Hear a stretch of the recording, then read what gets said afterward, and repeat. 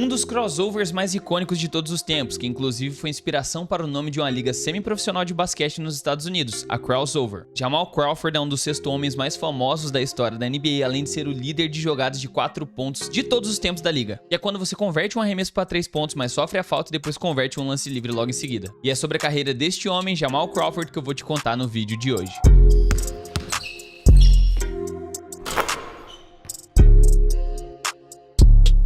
Nascido no dia 20 de março de 1980, na cidade de Seattle, em Washington, Jamal Crawford desde muito cedo já era apaixonado por basquetebol e representou o colégio da Rainier Beach High School, escola que produziu outros vários jogadores da NBA, como Nate Robinson, Kevin Porter Jr. e DeJounte Murray. Jamal desde muito jovem já era diferenciadíssimo dos demais, com um controle de bola absurdo e uma habilidade de finalização incrível, e liderou os Vikings na conquista de um campeonato estadual da Washington Interscholastic Activity Association, em 1988. Ele era tão espetacular na época do colégio que, inclusive, em 2001 eles aposentaram a sua camisa, o número 23. Ao final de sua carreira no colégio, ele ganhou uma bolsa para estudar na Universidade de Michigan. Ele recebeu várias outras ofertas, mas Jamal Crawford se comprometeu a jogar pelos Wolverines, sob o comando do técnico Brian Ellerbe. Mas a sua única temporada de universidade foi um pouco conturbada, porque logo de início ele já foi suspenso por 6 jogos da NCAA, com a alegação que ele teria recebido dinheiro por baixo dos panos para poder representar a faculdade de Michigan, ato que é totalmente proibido por jogadores universitários por conta do estatuto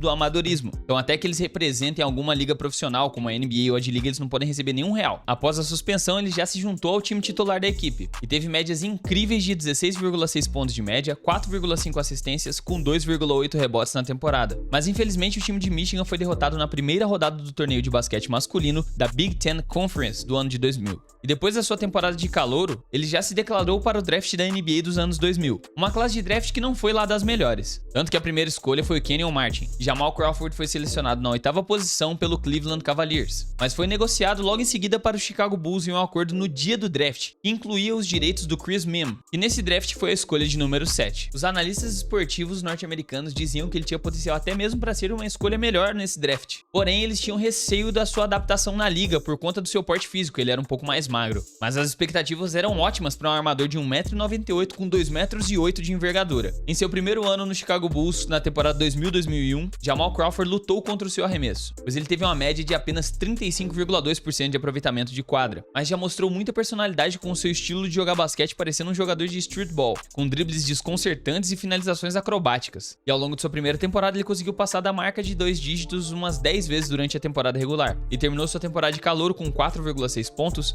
1,5 rebotes e 2,6 assistências, em 61 jogos. O Bulls nessa época estava naquele período pós-Jordan, então estava no começo de um longo processo de reconstrução. Então já era de se esperar que esse time não ia fazer uma boa temporada. Na sua segunda temporada de NBA, temporada 2001-2002, uma lesão limitou ele a jogar apenas 23 partidas dessa temporada, sendo 6 como titular. No entanto, ele melhorou muito as suas estatísticas, passando para uma média de 9,3 pontos, 5,1 rebotes com 2,4 assistências, além de melhorar seu aproveitamento nesse período para 44% de aproveitamento nos arremessos de quadra. Na terceira temporada, 2002-2003, foi quando Jamal Crawford se tornou uma peça importantíssima para os Bulls, principalmente nas partidas quando ele vinha como sexto homem. Suas médias por jogo melhoraram mais ainda, passando para 10,7 pontos, 2,3 rebotes, 4,2 assistências e 1 roubo de bola em 80 jogos jogados da temporada regular. Mesmo ele tendo melhorado bastante, o Bulls ainda ficou de fora dos playoffs, porque conseguiu apenas 30 vitórias e 52 derrotas. Sua quarta temporada da NBA, a temporada 2003-2004, que seria sua última temporada em Chicago, ele foi promovido a armador titular, e foi onde ele explodiu suas médias de vez, pulando para 17,3 pontos, 3,5 rebotes, 5,1 assistências, com 1,4 roubos de bola, chegando a jogar 35 minutos por jogo. Nessa temporada, ele com certeza estava muito à vontade dentro de quadra, chamando muita atenção com seu estilo único de jogo, porém tendo uma grande fraqueza defensiva. E ele estava tão à vontade que em abril de 2004 ele bateu o recorde da sua carreira de pontos, onde ele marcou 50 pontos, com 6 bolas de 3 convertidas e 24 pontos só no último quarto, em uma vitória na prorrogação para cima do Toronto Raptors em seu penúltimo jogo como um Bulls. Mesmo ele tendo evoluído muito nesses 4 anos que ele passou em Chicago, Jamal Crawford ainda beirava aproveitamentos ruins, com médias de 39% dos arremessos de quadra e 32 para 3 pontos, além de ser um tanto quanto irregular nos seus jogos. Em um jogo ele marcava 20 pontos, no jogo seguinte ele marcava 5, e antes do início da temporada 2004-2005, ele foi negociado junto com Jerome Williams para o New York Knicks, em troca de Dikembe Mutombo, Otella Harrington, Frank Williams e Cesare Trebansky. Os Knicks, assim como os Bulls, nessa época estava também em processo de reconstrução. Então já dava pra se imaginar que ele também não estava lá essas coisas. E o ala armador foi trazido do Bulls para ser uma peça jovem vindo para substituir Latrell Sprewell, que tinha acabado de deixar os Knicks. Em seu primeiro ano na franquia, na temporada 2004-2005, ele jogou 70 partidas, sendo 67 delas como titular, e teve médias incríveis de 17,7 pontos, 2,9 rebotes, 4,3 assistências e 1,4 roubos de bola, tendo assim a sua pontuação passando da casa dos 20 pontos em muitas partidas. Mas o seu ápice nessa temporada foi uma partida contra o Charlotte Bobcats, partida onde ele fez 41 pontos. Um excelente ano de desenvolvimento para o atleta, mas infelizmente o Knicks ficou de fora dos playoffs, pois conseguiu apenas 33 vitórias e 49 derrotas. Em seu segundo ano em Nova York, temporada 2005-2006, ele teve seu papel reduzido na equipe e foi jogado para sexto homem, sob o comando do técnico Larry Brown. O jogador ficou extremamente chateado sendo removido da equipe titular, sendo jogado para o banco de reservas, embora após algum tempo ele acabou abraçando essa função, e como sexto homem teve médias de 14,3 pontos, 3,1 rebotes e 3,8 assistências. Mesmo com as suas boas atuações vindo do banco de reserva, o Knicks ainda assim terminou a temporada com 23 vitórias apenas e ficaram de fora dos playoffs por mais um ano. O Knicks na temporada 2006-2007 tentou dar novos ares para a equipe e substituiu o Larry Brown por Isaiah Thomas, que antes era o GM da equipe e passou a ser o técnico. Era uma época meio conturbada porque o Knicks nos últimos 3 anos tinha trocado 4 vezes de técnico, e não foi uma temporada muito longa para Jamal Crawford, já que ele jogou apenas 59 jogos, devido a uma lesão no ligamento cruzado, mas ainda assim conseguiu manter suas médias bem boas, com 17,6 pontos e 3,2 rebotes com 4,4 assistências. Na temporada 2007-2008 ele foi recolocado na posição de titular do Nova York, por onde disputou 80 jogos da temporada regular, atingindo as melhores médias de toda a sua carreira, 20,6 pontos, 2,6 rebotes e 5 assistências, sendo sua única temporada na qual ele passou de 20 pontos de média. Além de janeiro de 2017 ele ter quebrado o recorde de pontuação da sua carreira, anotando 52 pontos. Na temporada 2008-2009 ele jogou apenas 11 partidas pelo New York Knicks, que envolveram ele numa negociação com o Golden State Warriors para poder trazer Al Harrington, e acabou que as 4 temporadas e 11 jogos que ele passou pelo Knicks foi bem semelhante às 4 temporadas que ele tinha passado lá no Chicago Bulls, uma equipe repleta de jogadores jovens e inexperientes, e ambos os times em processo de rebuild. Nos Warriors ele teve uma breve passagem, foram apenas 54 jogos dessa mesma temporada em questão, com 19,7 pontos de média, melhorando seu aproveitamento de quadra para 41%, e mais um ano fora dos playoffs. Já tinha se passado 9 temporadas de Jamal Crawford, ele já se encontrava com 28 anos de idade, sem nunca ter jogado um jogo de playoff, e insatisfeito no Golden State Warriors foi onde surgiu o interesse do jogador de buscar novos ares. O Hawks tinha muito interesse nas qualidades do ala armador, e estava precisando justamente de um excelente sexto homem. Já sabendo que ele teria o papel de sexto homem, ele se juntou ao Atlanta Hawks em uma troca envolvendo Acy Law e Speed Claxton, e por lá ele teve boas médias mais uma vez, com 18 pontos de média, 2,5 rebotes e 2 assistências vindo do banco. E foi na temporada 2010 que veio o primeiro título de sexto homem do ano. Ao lado de Mike Bibby, Joe Johnson, Al Horford e Josh Smith, Jamal Crawford junto com o Atlanta Hawks chegou aos seus primeiros playoffs, com 53 vitórias na temporada de 2010, sendo o terceiro colocado do leste. Nos playoffs, o Hawks passou pelo Milwaukee Bucks numa série incrível de 7 jogos, tendo Jamal Crawford liderando no jogo 7 com 22 pontos vindo do banco. Mas infelizmente na rodada seguinte eles caíram para o Orlando Magic de Dwight Howard. Na temporada 2011, o Atlanta Hawks decidiu demitir o técnico Mike Woodson e contratou Larry Drew, que manteve a função de Jamal Crawford ainda como sexto homem da equipe, ele jogando 30 minutos por jogo vindo do banco. Mais um ano na qual ele teve médias boas de 14 pontos e 3 assistências, ficando entre os finalistas do prêmio de sexto homem, mas perdendo. Os Hawks chegaram até os playoffs se classificando em quinto lugar da Conferência Leste, enfrentando o Orlando Magic novamente. Só que dessa vez eles ganharam, tendo uma participação incrível de Jamal Crawford, sendo clutch matando o arremesso para 3 no jogo 3, faltando 6 segundos para acabar o jogo. Crawford for 3. Got it!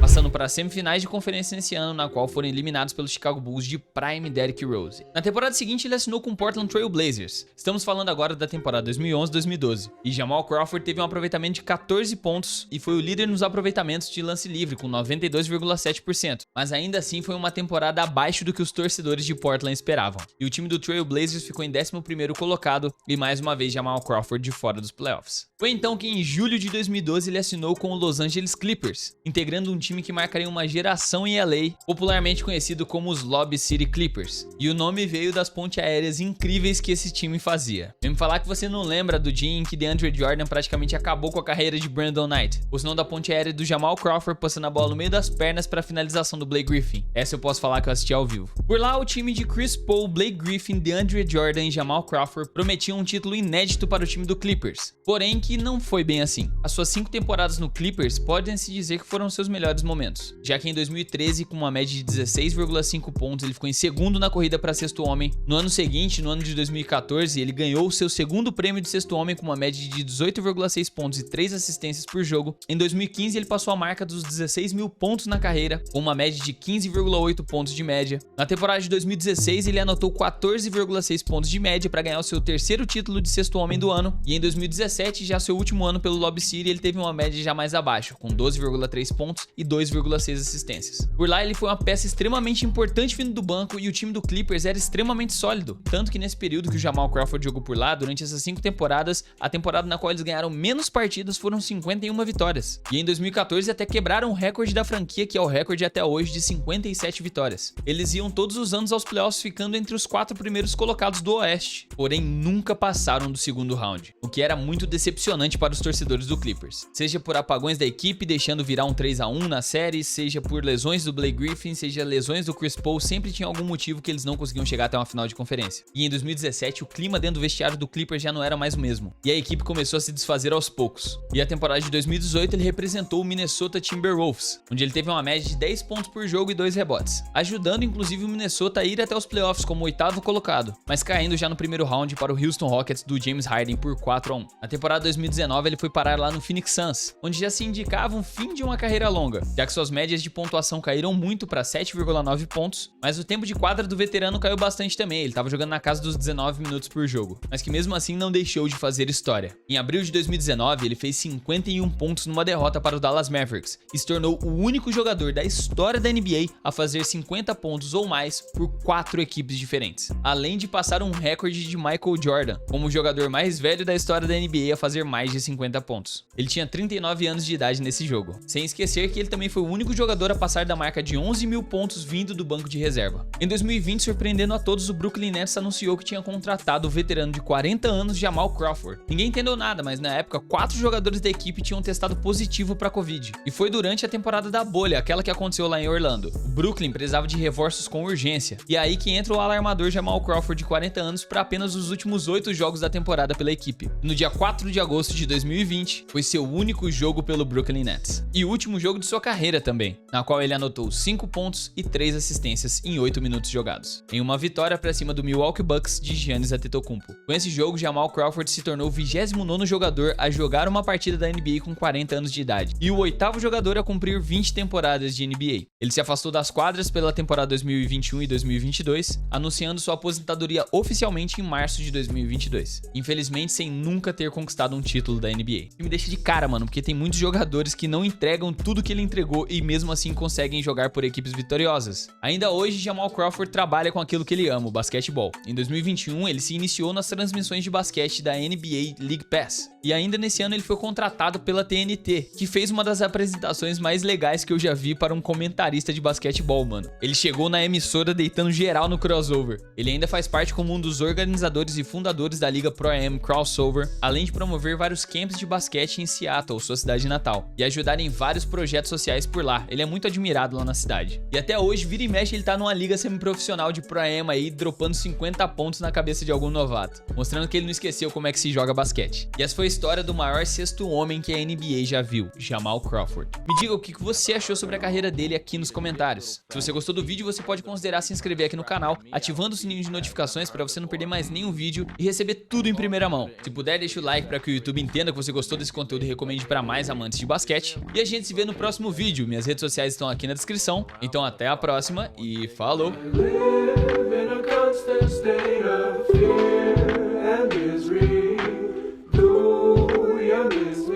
Anymore.